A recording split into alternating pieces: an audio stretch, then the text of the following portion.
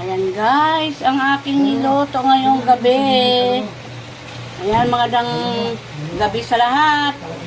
Luto na naman tayo guys. Ayan ang aking mga niluto. Ito pa oh. 2 putahe yan guys. Para bukas hindi na ako magluto. Kasi napapagod na ako magluto guys. Ang daming trabaho dito sa bahay. Ayan. Ayan guys, luto na ang aking mga ulam. Ito ay pinaksiw na tulingan. Pinatuyuan ko yan.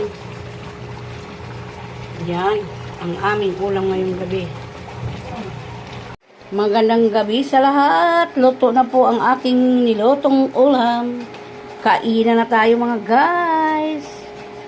Alam niyo na ito kung ano ito, di ba? Ayan. Kakain na po kami. Yan ang aming ulam ngayon.